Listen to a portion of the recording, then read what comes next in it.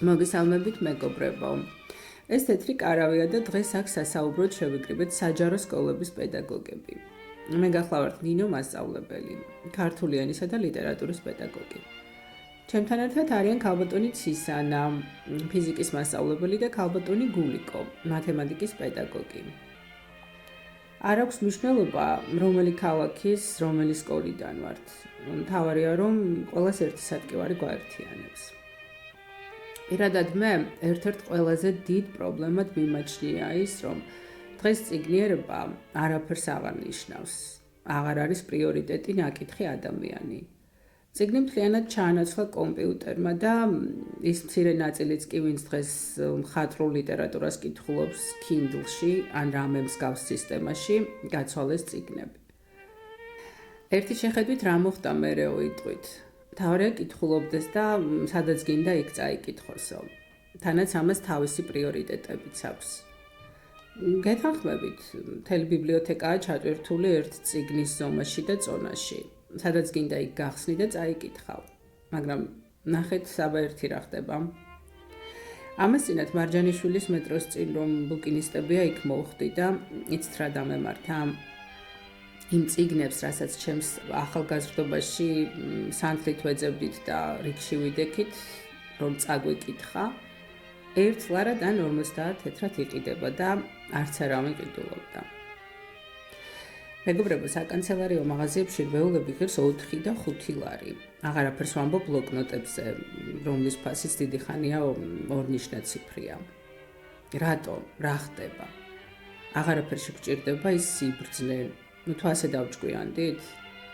მე არ მაქვს პასუხი, მაგრამ მაქვს შეკითხვა. საიდან მოდის ეს ბოროტი მიზნები? ვის აწყობს უწიგნური ბრბო? ეს არის ჩემი სადგივარი. მოგესალმებით. მე გახლავართ პროფესიით ფიზიკოსი და უკვე 15 წელზე მეტია, რაც საჯარო სკოლაში ვასწავლი. მაგრამ დღეს აქ არც მე მოსულ ვარ ფიზიკაზე სალაპარაკოდ. პირველ რიგში თქვენს დასმულ კითხვას ვუპასუხებ. უწიგნური ბრბო რომ ადვილი სამართავია, ეს არ ახალია და ყველამ კარგად ვიცით. არც იმის მომხრე ვარ ჩემს ახალგაზრდობაში, ბევრ ოჯახში დეკორაციის ნაწილი რომ იყო ძვირფასი გამოცემებით ჩაწიკწიკებული წიგნები და ხშირად წაკითხული კი არა, გადაფურცლილიც რომ არ ჰქონდათ. მაგრამ რაც დღეს ხდება, უკვე ნამდვილი სიგიჟეა. ისეთმა ოჯახებმა გადაყარეს სანაგვეზე წიგნები, ნამდვილად რომ ვიცი წაკითხული აქვთ. ერთს ვკითხე, რატომ ყრით, ვინმეს მაინც აჩუქეთ მეთქი და იცით რა ვიპასუხა. ერთი წელია Facebook-ზე ვწერ, წაიღეთ, გჩუქნით, წაიღეთ, გჩუქნით და ერთი მსურველიც კი არ გამოჩნდაო. ყველაფერი წაკითხული მაქვს და აქედან ზოგი 2-ჯერ და 3-ჯერაცო. ჩემს შვილს აქამდე არ წაუკითხავს და აწირისი წამკითხავიაო. შვილიშვილებთან აღარც ვლაპარაკობ ამ თემაზეო. ამ პრობლემას, რამაც დღეს აქ შეგკვრება, ეს ერთი გადაცემა ვერ მოაგვარებს. მაგრამ ჩვენ ვეცდებით დავიწყოთ და იმედია მერე სხვებით შემოგვიერთდებიან. არ ვიცი, მე მართლა ძალიან დაბნეული ვარ, ძალიან დაბნეული. მე გავაგრძელებ თუნებას მომცემთ. ერთია რომ რა თქმა უნდა მართლაც კატასტროფაა უწიგნური საზოგადოება. მაგრამ მე კიდევ უფრო სხვა საკითხი მაწუხებს. მიუხედავად იმისა, რომ მათემატიკოსი გახლავართ და ყველა მათემატიკოსი დამეთანხმება, თუ რა დიდი სიამოვნებაა, როცა რაიმე რთულ ამოცანას ამოხსნი. მაგრამ განა რამე შეედრება იმ სიამოვნებას, რასაც მხატვრული ლიტერატურის კითხვა ანიჭებს ადამიანს. ხო ყველანი ვთანხმდებით იმაზეც, რომ ვერც ერთი დიდი რეჟისორის ლიტერატურული ნაწარმოების ეკრანიზაცია არ აღმოჩნდა იმაზე ძლიერი, ვიდრე თავად ტექსტია. რატომ იკლებენ ამ ბედნიერებას, რასაც წიგნის კითხვა ჰქვია? ეს რა უკურნებელი ვირუსი შეეყარა ამ საზოგადოებას, რომ ასე შეაძულა წიგნი. ამას არანაირი ახსნა არ აქვს. ეს თემა ვიცი, რომ ძალიან ბევრს აწუხებს და პრობლემას, რომელმაც აქ შევკრება, ერთი გადაცემა მართლაც ვერ მოაგვარებს. მაგრამ ჩვენ ვეცდებით დავიწყოთ და იმედია მერე სხვებით შემოგვიერთდებიან. ჩვენი საეთერო დრო ამოიწურა და კიდევ კარგი რომ თეთრ კარავში მოგვეცა ამის შესაძლებლობა. დიდი მადლობა ყურადღებისთვის და იმედს ვიტოვებთ, რომ ამ თემას გამგრძელებლებიც გამოუჩნდებიან. აბა კვლავ ერთი კვირით გემშვიდობებით. მომავალ შეხვედრამდე მეგობრებო.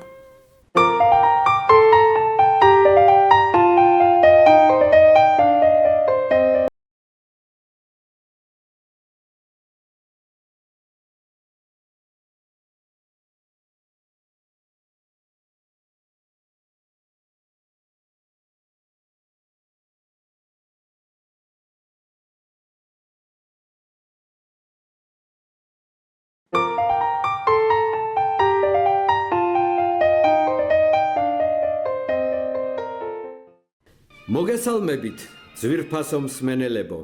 ეთერშია თეთრი კარავი და მე მისი ერთ-ერთი წამყვანი ბატონი დიმიტრი გახლავართ. კატოს ბაბუა. თქვენი თხოვნით რამოდენიმე გადაცემას ისევ მე გავუძღვები და შეგახსენებთ, რომ ჩვენი ეთერი კვლავ თქვენს განკარგულებაშია. დაგვირეკეთ, ან გამოგვიგზავნეთ ხმოვანი წერილები.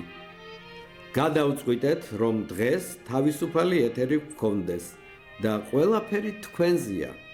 დღევანდელი განწყობაც და თემაც.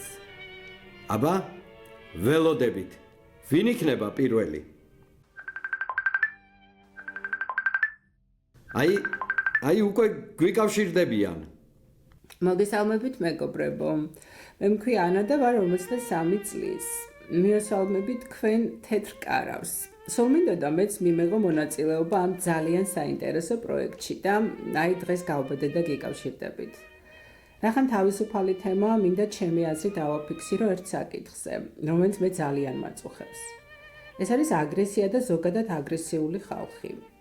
ძალიან მიჭირს ასეთ ადამიანებთან ურთიერთობა.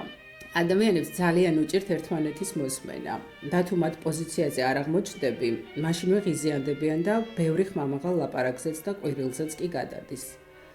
პირადად მე ასეთ ადამიანებს არც ვეკამათები და რაც შეიძლება ნაკლებად ვეკონტაქტები. მაგრამ ძალიან მაწუხებს ზოგადად ეს პრობლემა. თანაც ყველა ამბობს და მეც ვატყობ, რომ კორონას მერე ბევრად მეტი აგრესიული ადამიანები გამოჩნდნენ.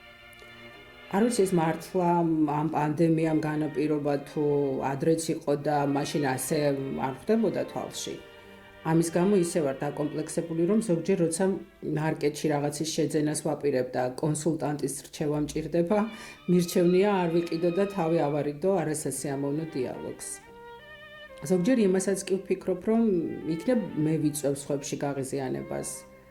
მაგრამ მე ვაკვირდები და გარშემო სულ უკმაყოფილო საუბრები მესმის. უკმაყოფილო სახეებით მოარულ ხალხს ვხედავ. განსაკუთრებით კი მაშინ ვგრძნობ ამას უფრო მტკივნეულად, როცა უცხოეთიდან სამშობლოში ბრუნდები. დააკვირდით ხალხო ქუჩაში ხალხს. თითქმის არავინ იღიმება. დადიან ცხვირჩამოშვებულები და მოღუშულები. უკმაყოფილო სახეებით. გაიღიმეთ ხალხო, გაიღიმეთ. მესმის, რომ ამ ქვეყანაში ძალიან ბევრი პრობლემებია, მაგრამ ღიმილი აუცილებელია. პირველ რიგში კი ისევ თქვენთვის. სულ ეს მინდოდა რომ მეთქვა. მოგესალმებით, მე ვარ დია, 34 წლის. რახან დღეს თავისუფალი ეთერია, მეც გიერთდებით. იცით რა მინდა გითხრათ ზოგიერთს? რა თქვენი საქმეა, ვის რა აცვია, ვის რა უხდება თუ არ უხდება? არ ვიცი, კიდევ სადმე ყოფენ სხვისპირა ცხოვრებაში, ისე როგორც ჩვენთან ხდება? მეორე, ჩემთვის ძალიან მნიშვნელოვანი. როდის თხოვდები? რატომ არ თხოვდები? ასე მარტომ როდემდე უნდა იარო? რა თქვენი საქმეა? ვინ გეკითხებათ? და კიდევ, რაღაც კარგად გამოიყურები. დიეტაზე ხარ? ეს რა უბედურებაა, გამაგებინეთ. რატომ გამოიყურება უფრო კარგად გამხდარი ადამიანი? ან საწერია, რომ სიგამხდრე სილამაზია და ხორცავსეობა სიმახინჯე. ბოდიში ამდენი უარყოფითი ტონისთვის, მაგრამ ამოვიდა რაყელში. დაეტიეთ თქვენს კანში და თავი შეიკავეთ ზედმეტი კომენტარებისგან. სულ მინდოდა ერთხელ ხმამაღლა გამომეხატა ჩემი აღშფოთება ასეთი ხალხის მიმართ და პირველად მომეცა ამის საშუალება. დიდი მადლობა და ბოდიში. მე მქვია ნინა და ვარ 54 წლის. ნიცადან გიგზავნით ხმოვან წერილს. ვარ სოხუმელი. როცა ომმა დევნილებად გვაქცია, მე და ჩემი მცირეწლოვანი შვილები დიდი ტანჯვა-წამების მერე თბილისში აღმოუჩნდით. ფიზიკურად კი გადავრჩით, მაგრამ მივხვდი, რომ თუ ისევ სადმე ზღვისპირას არ გავაგრძელებდი ცხოვრებას, დიდხანს ვერ ვიცოცხლებდი. ქმარი ომში დამეღუპა და ახლა მე ვიყავი მხოლოდ ყველანაირი გადაწყვეტილების მიმღები.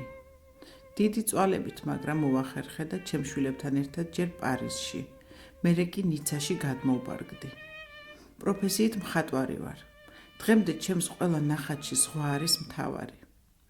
ისე როგორც სოხუმში ბევრი წლების წინ, აქაც ზღვისპირას ვჯდები და ასე ვქმნით ჩემს ნამუშევრებს. ზღვის ხმა უნდა მესმოდეს, სხვანაირად არ შემიძლია. ვერც დავითვლი, რამდენნაირი ზღვა მაქვს დახატული. მაგრამ მაინც ყველგან სოხუმის სანაპიროა. ჩემი აფხაზეთი. გამიმართლა და საფრანგეთში ჩემს შემოქმედებას ბევრი დამფასებელი გამოუჩნდა. ეკონომიურადაც წელგამართული ვარ, ჩემს შვილებსაც კარგი განათლება მივეცი და ორივე წარმატებული, ახლა უკვე დიდი კაცები არიან. ხშირად მეკითხებიან, ვაპირებ თუ არა დაბრუნებას სამშობლოში. რა თქმა უნდა, ვაპირებ, მაგრამ მხოლოდ სოხუმში. ის არის ჩემი სამშობლო, ერთი დღეც კი არ მიცხოვრი აფხაზეთის მონატრების გარეშე. ეს მინდოდა მომეყოლა. გემშვიდობებით მომავალ შეხვედრამდე.